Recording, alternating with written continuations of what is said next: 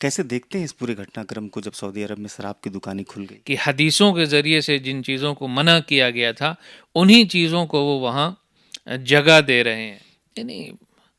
اسلام کے اندر کہیں کٹر پنتھی جیسا کوئی کام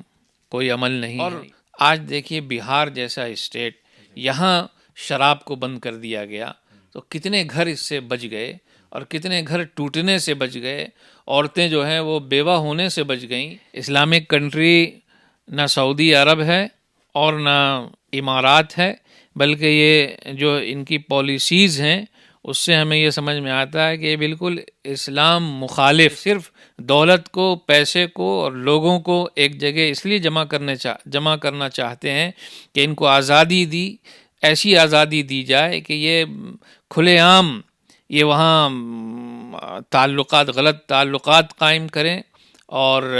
شرابیں پئیں، اور جو چیز ناجائز ہے اس کو حلال سمجھ کر کرنے کی آزادی ملے. وہاں پر قریب 117 مدرسے سنچالت ہوتے ہیں وقف بورڈ کی طرف سے، اور جیسا کہ 22 جنوری کو پران پرتشٹھا تھا، پورے دیش میں بھویتا کے ساتھ کاریکرم بھی ہوا. اب اس وقف بورڈ کے مدرسے میں سلیبس کے طور پر پربھو شری رام کو پڑھایا جائے گا. آپ بھی وقف سے جڑے ہوئے ہیں اور آپ اچھی خاصی اسلامک جانکاری رکھتے ہیں، اس سندرب میں آپ کا کیا رائے ہے؟ ظاہر بات ہے کہ ہندوستان میں رام جی کا ایک بڑا مقام رہا ہے، تو ہم سب کو چاہیے کہ ان کی جیونی پڑھیں. رام جی کوئی سیاسی شخصیت بنا کر کے پیش کی جانے والی چیز نہیں ہے. 22 جنوری کو رام للا کا پران پرتشٹھا ہوا، جس طرح سے بھویتا کے ساتھ وہاں پر پران پرتشٹھا ہوا، دیش بھر کے نامچین چہرے بھی جڑے، اور کہیں نہ کہیں اس پوری پران پرتشٹھا کو راجنیتک جو دل ہیں وہ بھی کہتے ہیں کہ ایک پولیٹیکل اسٹینڈ ہے لوک سبھا چناؤ کو لے کر کے. آپ کیسے دیکھتے ہیں اس پورے کاریکرم کے پران پرتشٹھا کے کاریکرم کو؟ اسلامک راشٹر سعودی عرب کے مول اور سدھانت اسلام پر آدھارت ہے، لیکن بڑا ہی ایک ایتہاسک فیصلہ پچھلے دنوں لیا گیا. محمد بن سلمان جو وہاں کے پردھان منتری اور پرنس ہیں،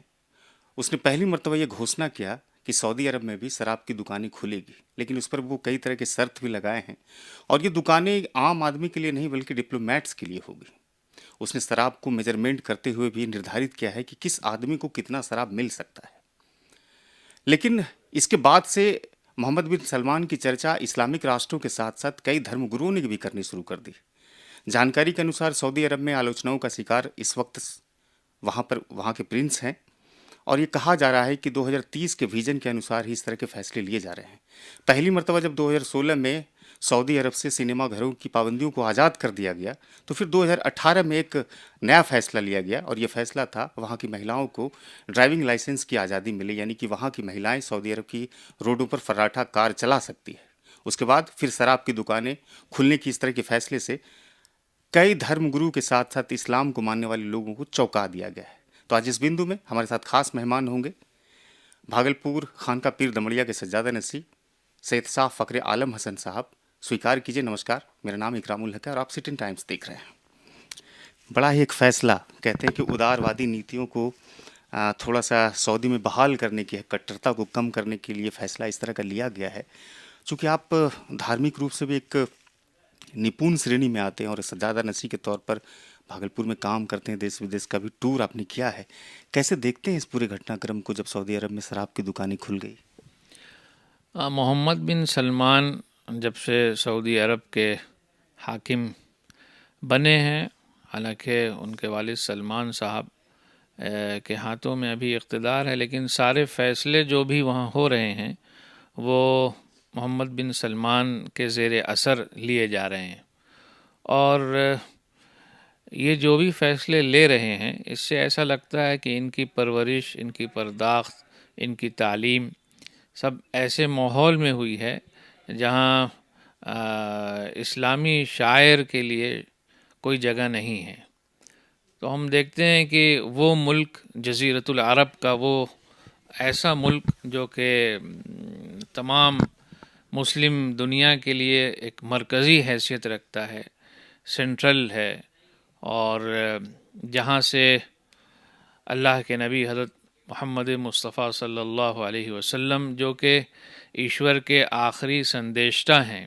اللہ کے آخری رسول ہیں، جو اللہ کا پیغام اور اس کی کتاب لے کر دنیا میں انسانیت کی ہدایت کے لیے آئے، اور کفر اور شرک اور گمراہی کا اور ظلم و جور کا جو ماحول مکہ میں اور مدینے میں اور جزیرۃ العرب میں تھا، اس کو دور کرنے میں حضرت محمد صاحب نے صلی اللہ علیہ وسلم نے جو کوشش کی، قربانیاں دیں اور شرک اور کفر سے اس ماحول کو، اس دھرتی کو پاک کیا، اور الحمدللہ تقریباً 1400 سال گزرنے تک وہ توحید کا ایسا مرکز رہا جہاں ہر قسم کے شرک کے ماحول سے اور شرک کے اندھکار سے لوگ بچ کر زندگی گزارتے رہے۔ آج اس مرکز میں محمد بن سلمان جو اداروادی کہلاتے ہیں، ان کی نیتیوں کے چلتے اب اہل اسلام کو اور دینی مرکز میں رہنے والے لوگوں کو یہ دیکھنا پڑ رہا ہے کہ جن چیزوں سے قرآن نے روکا تھا، اللہ کے رسول علیہ الصلاۃ والسلام کی حدیثوں کے ذریعے سے جن چیزوں کو منع کیا گیا تھا، انہی چیزوں کو وہ وہاں جگہ دے رہے ہیں۔ فلم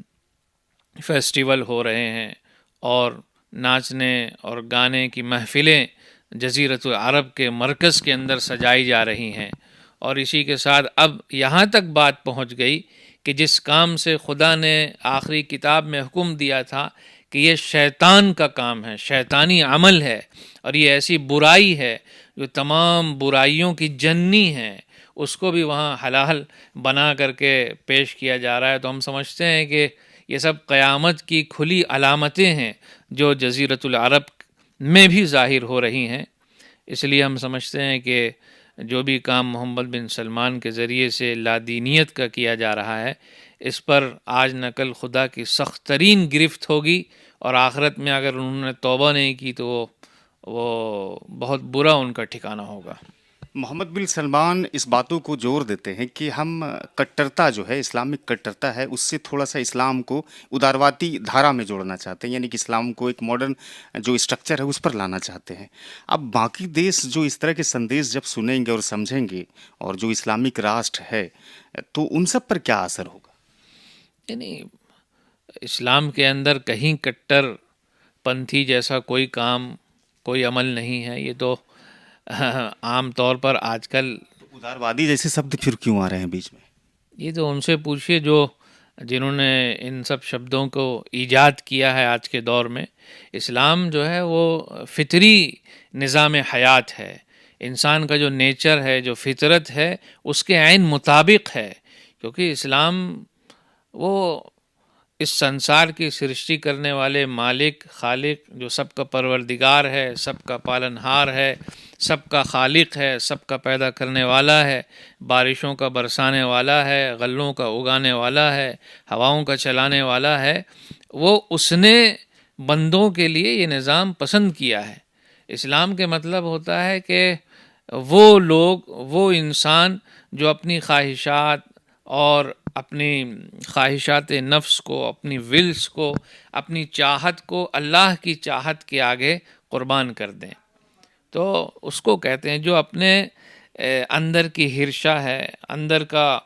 اس کے شیطانی اور فطری جو نفس ہے، اس کو وہ اللہ کے آگے بالکل سرنڈر کر دے کہ اب جو ہے، جو ہمارا مالک ہے، ہمارا خالق ہے، ہمارا پروردگار ہے، جس نے انسانوں کی زندگی کے لیے سارے نیچر کا نظام سجایا اور چلایا ہے، اس کے حکموں کے مطابق بندوں کو زندگی گزارنا چاہیے۔ اس کو اسلام کہتے ہیں۔ اس میں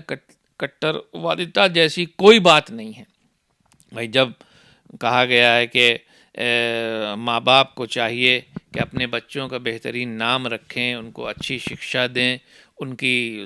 اچھی تربیت کریں، اور ان کے روزگار کی بھی فکر کریں، اور اسی طرح جب وہ بالغ ہوتے ہیں، جوان ہوتے ہیں، تو ان کا اچھی جگہ رشتہ کر کے، شادی کر کے ان کا گھر بسانے کا کام کریں، اور ان کو یہ تربیت دیں کہ اللہ کی مان کر، اس کے رسول کی مان کر، اور اللہ نے جو حکم دیا ہے نماز کو قائم رکھنا ہے، زکوٰۃ جو غریبوں کا حق ہے اس کو اپنے مال میں سے زکوٰۃ ادا کرنا ہے، اور اللہ نے استطاعت دی ہے تو پھر وہ حج بیت اللہ یعنی مکہ اور مدینہ شہر کا سفر کرے، رخت سفر باندھے اور حج کے جو ارکان ہیں، فرائض ہیں، اس کو ادا کرے، اور رمضان المبارک ہے تو اس میں وہ روزے رکھے۔ اس کی تربیت دینا یہ ماں باپ کا فرض ہے۔ ایک باتیں محمد بن سلمان نے یہ کہی تھی کہ سعودی عرب میں اویدھ طریقے سے شراب کی بکری ہو رہی ہے، اس کی پابندی، اس کی روک تھام کے لیے اس طرح کی باتیں کہی گئی ہے۔ نہیں نہیں، یہ سب صرف شیطانی ہتھ کنڈے ہیں اور پروپگنڈا ہے۔ اسلام میں شراب کو بالکل حرام کر دیا گیا ہے، نص قطعی سے اس کو بالکل منع فرما دیا گیا ہے۔ جب ہمارے مالک نے، ہمارے خالق نے اور انسانوں کو پیدا کرنے والے رب نے جس کو حرام کر دیا، اور جو آخری سندیشتہ حضرت محمد مصطفیٰ صلی اللہ علیہ وسلم کے ذریعے سے جس چیز کو ہمیشہ کے لیے بند کر دیا گیا، تو اب کوئی نیا فیصلہ اس کو کچھ نہ کچھ ایسا حکمت کا جامہ اور کپڑا پہنا کر کہ لوگ جو ہیں وہ بات کو سمجھ نہ سکیں اور میرا کام بھی پورا ہو جائے، یہ سب ہیلا اور بہانہ چلنے والا نہیں ہے۔ جس بات کو قرآن نے کہہ دیا اور جس کام کو حضرت محمد علیہ السلام نے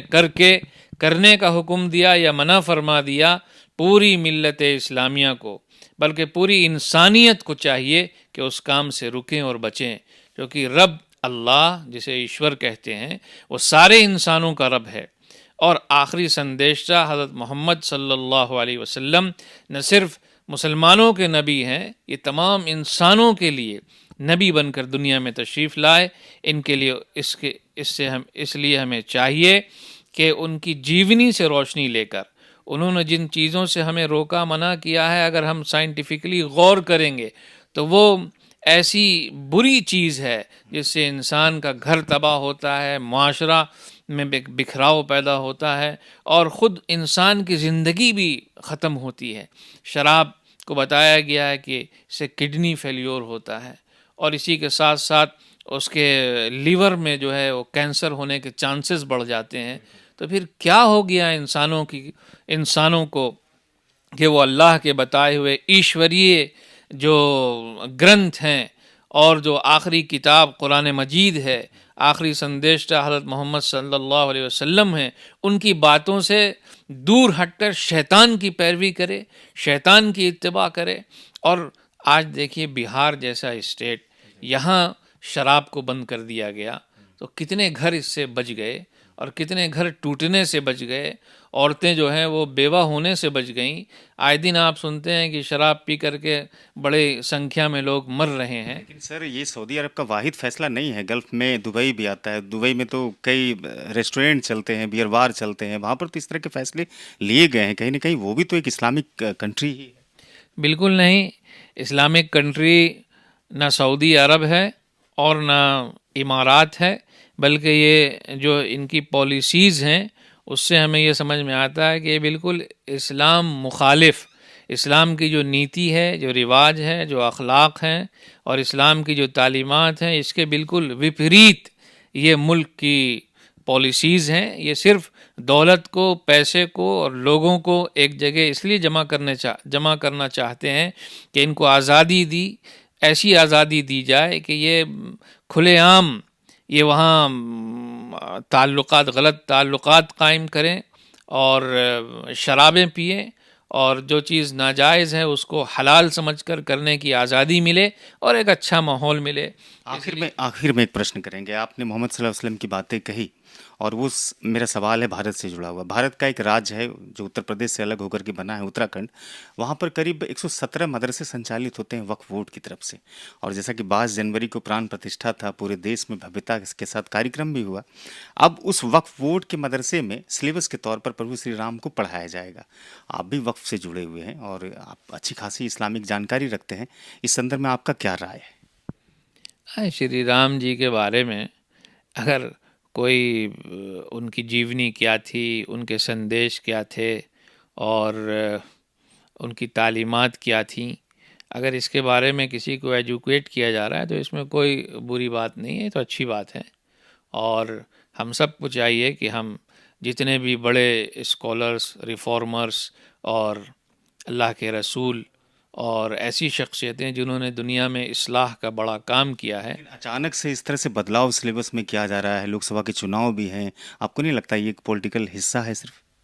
نہیں، ہم پہلے اپنی بات پوری کر لیں کہ وہ جو مہا پرش گزرے ہیں ان کی تعلیمات اور جیونی کیا رہی ہے، ہم کو ان کے بارے میں جاننا چاہیے۔ ظاہر بات ہے کہ ہندوستان میں رام جی کا ایک بڑا مقام رہا ہے اور ان کے انویائی کروڑوں کی تعداد میں یہاں ہیں جو ان سے محبت عقیدت رکھتے ہیں، تو ہم سب کو چاہیے کہ ان کی جیونی پڑھیں، ان کا سندیش کیا تھا، وہ جس ایشور کی، جس پربھو کی عبادت کرتے تھے اور جو راستہ انہوں نے دکھایا اخلاق کا، صبر کا اور معاف کرنے کا، کرونا کا، تو وہ ان کی تعلیمات پر آج ہم کتنا عمل کر رہے ہیں۔ رام جی کوئی سیاسی شخصیت بنا کر کے پیش کی جانے والی چیز نہیں ہے، بلکہ وہ ایک ایز اے ریفارمر انہوں نے دنیا میں جنم لیا تھا اور ریفارم کا کام کیا تھا۔ تو اب ہمیں چاہیے کہ ان کی تعلیمات کیا تھیں اس کو پڑھ کر، اس کو جان کر، اس کے مطابق عمل کرنا چاہیے۔ اس کے لیے اگر اتراکھنڈ میں اسکولوں میں یہ بات لائی جا رہی ہے تو اس میں کوئی بری بات نہیں، یہ اچھی بات ہے۔ اسی طرح تمام غیر مسلموں کو بھی ہر اسکول کالج میں حضرت محمد صلی اللہ علیہ وسلم کی جیونی بھی ضرور پڑھائی جانی چاہیے، چونکہ وہ ایشور کے آخری سندیشٹا تھے، اللہ کے آخری نبی تھے، دودت تھے، وہ ساری انسانیت کے مارگ درشن کے لیے آئے تھے، ایشور نے انہیں بھیجا تھا۔ لہذا اس طرح کی جو بڑی ہستیاں ہیں ان کی جیونی اور ان کے جیون کے اندر جو بھی ان کا پیغام رہا ہے اس کو ضرور پڑھنا چاہیے اور اپنی زندگی میں داخل کرنا چاہیے، تاکہ جو اندھکار ہے وہ دور ہو اور انسان روشنی کے ساتھ، خوشحالی کے ساتھ، اچھے اخلاق کے ساتھ زندگی گزار سکے اور سماج کو کچھ دے سکے۔ سر آخر میں ایک پرشن ہے، ابھی 22 جنوری کو رام للا کا پران پرتشٹھا ہوا، جس طرح سے بھویتا کے ساتھ وہاں پر پران پرتشٹھا ہوا، دیش بھر کے نامچین چہرے بھی جڑے، اور کہیں نہ کہیں اس پوری پران پرتشٹھا کو راجنیتک جو دل ہیں وہ بھی کہتے ہیں کہ ایک پولیٹیکل اسٹینڈ ہے لوک سبھا چناؤ کو لے کر کے۔ آپ کیسے دیکھتے ہیں اس پورے کاریکرم کے، پران پرتشٹھا کے کاریکرم کو؟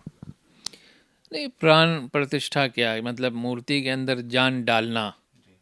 تو یہ تو اگر آپ لاجیکلی اور سائنٹیفکلی بات کریں گے تو ظاہر ہے کہ یہ ایک ایسی حقیقت ہے جس کو کروڑ لوگ نہیں مانتے ہیں کہ بھائی کسی مورتی کے اندر جان ہو اور ان کو جان ڈالا جائے، جبکہ ہم خود اپنے ہاتھوں سے مورتی بناتے ہیں۔ اور قرآن کے اندر جو پیغام آیا ہے وہ نبیوں کے ذریعے یہی میسج دیا گیا۔ حضرت ابراہیم علیہ السلام جو آج سے تقریباً 4000 سال پہلے نبی بنا کر اللہ کے بھیجے گئے، ان کے گھر میں بت بنایا جاتا تھا، ان کے خود والد بت بناتے تھے۔ انہوں نے، چونکہ وہ اللہ کے سندیشٹا تھے، ایشور کے سندیشٹا تھے، نبی تھے، رسول تھے، ان کے اوپر ایشور کی وانی آتی تھی، ریویلیشن ان پر نازل ہوتی تھی، تو انہوں نے کہا کہ یہ وہ عمل ہے جو شرک کا عمل ہے، کہ ہم خدا کو کیسے بنا سکتے ہیں جبکہ خدا نے سنسار کو بنایا، سجایا، بسایا، اور انسانوں کو وہی پیدا کرتا ہے۔ ماں کے پیٹ کے اندر انسانوں کو کون بناتا ہے؟ اللہ بناتے ہیں، ایشور بناتے ہیں، تو ہم اس کے بنائے ہوئے ہیں۔ اب انسان اپنے ہاتھوں سے خدا کو بنائے، یہ تو کسی بھی عقل مند انسان کے لیے غور و فکر کی بات ہے۔ آپ اس بات کو نہیں مانتے؟ نہیں، میں بالکل نہیں مانتا ہوں، اور ہم سمجھتے ہیں کہ جتنے بھی لوگوں کا آستھا کا سوال ہے، آپ اس آستھا پر ہی سوال کھڑا کر رہے ہیں۔ نہیں، آستھا کا سوال نہیں کر رہے ہیں، غور و فکر کی دعوت دینا،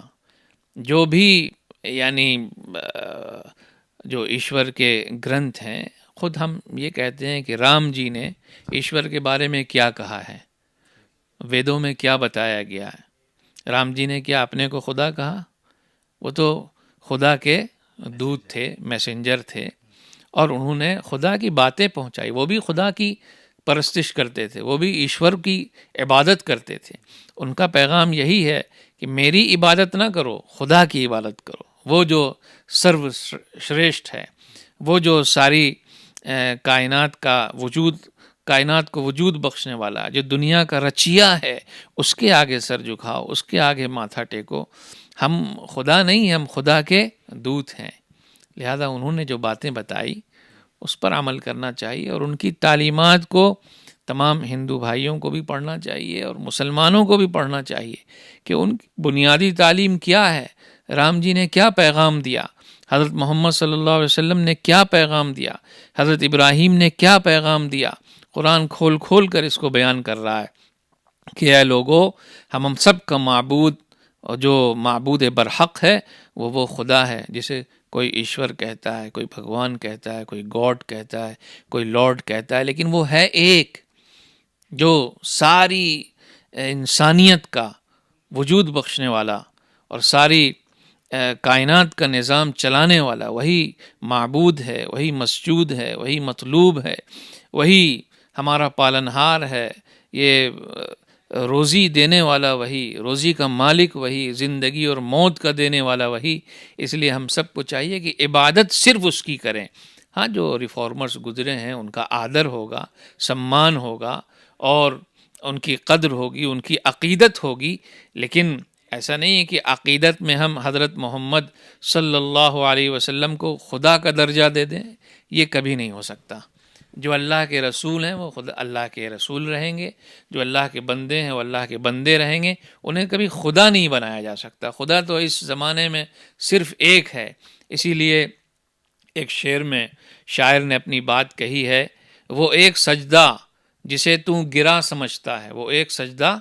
جسے تو گرا سمجھتا ہے، دیتا ہے آدمی کو ہزار سجدوں سے نجات۔ اگر آپ نے ایک مالک کی عبادت کا پٹا اپنے گلے میں ڈال لیا تو پھر جو معبودان باطل ہیں ان سے آپ بچ جائیں گے، اور ان کا احترام کیجئے، ان کا آدر کیجئے، ان کا سمان کیجئے، لیکن ان کو خدا بنا لیجئے۔ اس سے تمام ویدوں نے روکا ہے، قرآن نے روکا ہے، لہذا ہم سب قرآن کے ماننے والے ہیں، ہمیں چاہیے کہ اس عمل سے بچیں۔ شکریہ بات چیت کے لیے اور سمے دینے کے لیے، بہت بہت شکریہ۔ جی شکریہ۔ تو یہ خانقاہ پیر دمڑیا کے سجادہ نشین سید صاحب فخری حسن صاحب تھے۔ بات چیت اگر اچھی لگی ہو تو ساجھا کیجیے گا، چینل پر جا کر کے سبسکرائب کر دیجیے گا، اور فیس بک پر بھی پیج ہے ہمارے سٹی ٹائمز کے، وہاں فالو اور لائک ضرور کیجیے گا۔